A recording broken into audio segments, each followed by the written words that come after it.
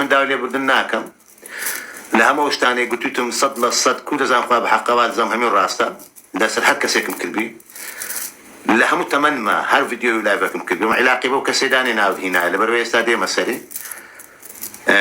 هەفتەی ڕابردوو مسلمانان هەمی کۆبوونەوەی تر هەندێک وا دووشتمان داوە من پێویستم بۆی نییە بسمە لای هیچ کەسێک شتی خۆمێک لای بکەمەوە بۆ هیچ کەسێکیش قسانم نەکردووە تام بچم کەسێک خۆی بکاتەمەوە زۆر بێ شت لەسەر من لێکۆڵ نوێشتی بکە خەڵک چی دەڵێ بابیڵێ ئەوەی من گۆتیتم هەمی ڕاستە و تەواو ئەوەی قبوڵێتی قبوڵی نێ کەفی خۆی چی تێدەگەی برای بەڕێزم داوای لێبوردن دەشتی غەلەت دەکرێت لە شتێک دەکرێت درۆبی ڕاست نەبی ئەی من هەمی ڕاستە و تەواو ڕایەوە ئەوەی مۆزاکە قورئان خۆی پڕی كفر يعني ككفر فرعونية كفر شيطانية كفر قوم بني إسرائيل كفر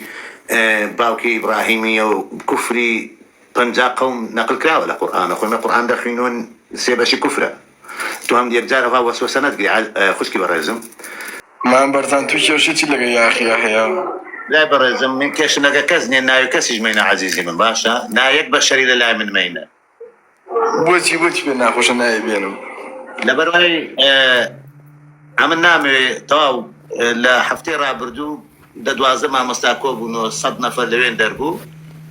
رجاي صبر بقى رجاي اخويا هنا كاكا او خرابته باس 100 آيات فرموديان هنا طبعا مش تسليم آيات فرمودا كان بوم وازن لي هنا خلاص براو عزمن اوي كرديش ميتش لي باش ماني ما همي تواوا بد رامقر لبردلي مسلمانا رامقرتوا تيداي لبر خوا دەستم پێ کردو لەبەر خوش ڕام کرد تێدەگەی لەبەر مسلمانان دەستم پێ کردو لەبەر مزگەوت دەستم پێ کرد کە هێرش دەکرا سەر لەبەر هەر مزگەوت و لەبەر خوا مسلمانانیش ڕام کرد تاوا بڕایوە ڕام گرتووە نەک پەشیمان بم تێدەگەی بیا بڕێزم تا خۆ کەسێکی ئەوەندە بەرزیش نییە ئێمە هەر بچین بەرامبەری شت بووە ئەوەی بە درۆ خەیتەوە لە ڤیدیۆکانە ئەو کات خۆش لەگەڵی تو دوایەوە هاشاشی لەکەی من هاشم بوختان ڕاست ناکەی ئەخە ڤیدیۆیە چۆن هاشا لێ نەکردووە هاشم نەچی کردووە یعنی مەسەلەن بوختان بۆ ئافرەتەکەی تو زال من یەک دقە باسی ئافرەتەکە بکەیت دادەنێمە خوارێ باشە باسی کەس لێرە نەکەی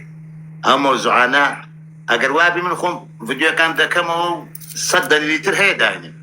بەس خوا ڕەحمی پێ کرد مسلمان بە گژم داهات تێدەگەی چی دەکرد چیمە کرد بەڵێ دام نەگری نادات ناگرن بەس حازرم کردێ سوکاتی بکەیت تێت هەڵەدەم حد النية ها على حد النية بوختان چیە تێم هەڵدا وەڵا ئەوە تێم هەڵدای و حەدیشم هەیە دەبڕۆ دەی ئەوە حەدم هەیە پۆتشم شکاندی بڕۆ بەخێرچی کاک بەرزان ئینشاڵڵا مە بەس بۆ یاد خستنەوەیە چ بۆ جەنابەت بێ بۆ خۆم بۆ هەرێکی لە مسلمانانە شکل لێرەی ئەگەر مەجار هەیە مەجاریش نیە زۆر ئاساییەوە دابەزم ئەڕۆ ئەمەی ئەو ئاەتە بخوێنمەوە کە دەربارەی ئەو بابەتێکی سێمانی قسەی لەسەرکەین کۆتایی قسە بێ ئینشاءڵڵا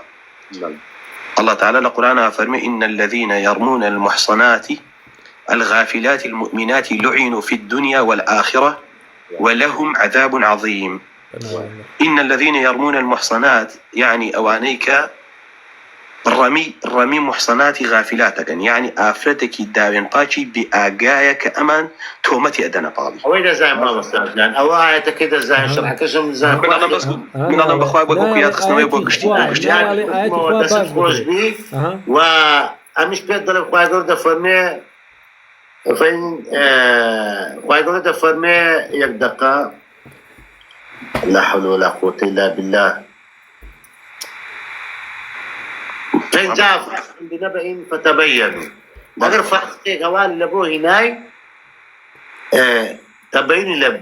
لبوك باش برامن أتجو لبيزن بالضبط بس كاك برزان أو حوالا بو تو زيادة تبيني لك إيش تومد دروس ببيه أو لا ترى بكي راسا من بس فيديو كي خوتني تومدني السلام عليكم السلام عليكم رخني لم بقرن ببينا هناني أمن أول شيء لا يدبر برز خوت سو خواري